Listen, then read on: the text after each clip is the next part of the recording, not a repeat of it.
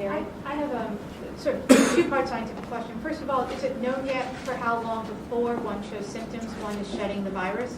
I know the incubation period is 2 to 7 days. Are you shedding during that whole time? The latest that we know about this virus, and again, I remind everyone, this is a brand new virus. The scientists are working very diligently at the federal level to understand how this virus is going to behave. The incubation, as we know it now, is 2 to 7 days. Viral shedding could happen a day, maybe 2 days before they become symptomatic, which is another reason I cannot emphasize enough. We need everyone in the public to follow the guidelines for hand hygiene and coughing that we've recommended, because that's how the virus may be spread.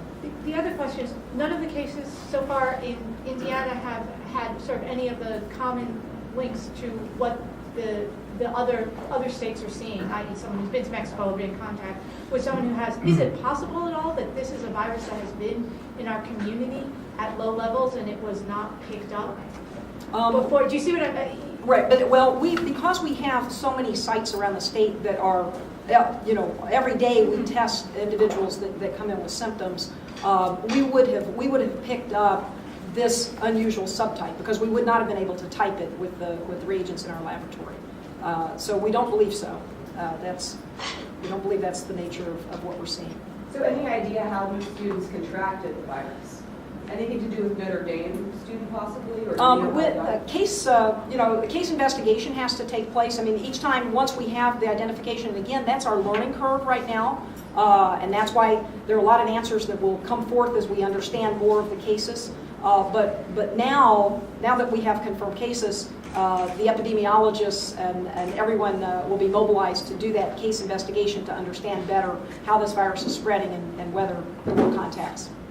Dr. Monroe, the Tippecanoe County's health director says that the state has reported there are 11 probable cases of swine flu that are being investigated, and state officials believe that 95% of those cases will test positive. Well, what can you tell us about that? Yes, that's what I was saying with the percentages of the ones that we've seen come in, the ones that have gone for confirmation now, and of course, numbers change. 11, I believe, was the last number I saw.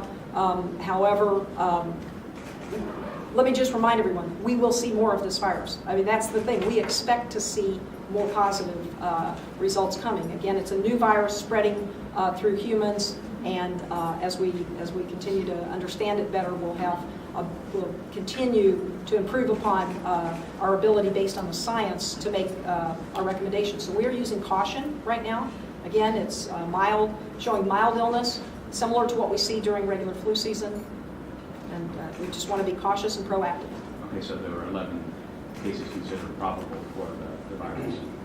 11 have gone to the CDC was the last I heard. But not from that county. No, not from the one county. No statewide. Yeah, that's statewide. That's statewide. Yeah, Okay. yeah, that's statewide, and we do expect to see more positive. So that's what we're seeing happen across the country. Part of the reason, and let me explain this too, because we don't have very many cases in the United States yet. That's the other piece of this, is we won't understand the behavior of this, and it's as it spreads that we begin to understand the nature of the virus. Speaking of which, has anything more been discovered how the Notre Dame student got the virus?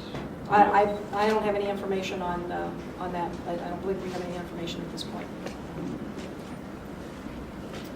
Okay, thank you very much all for coming. I did check with Cam Savage or Jason Pierce, and if you have any additional questions for either the superintendents, you're certainly welcome to contact them, and the Department of Education if you have any additional questions. But we unfortunately do need to get Dr. Monroe to a conference call, but I appreciate everybody for coming out.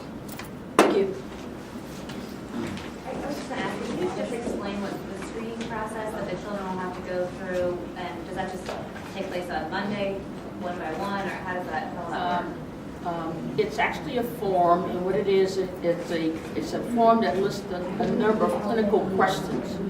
So the questions are: does your child have a fever greater than 100? Does your child have sore throat, muscle aches, nausea, vomiting, or diarrhea? And if your child has any of these signs and symptoms, they'll be investigated by the public health nurse and a determination made as to whether they can re-enter that school.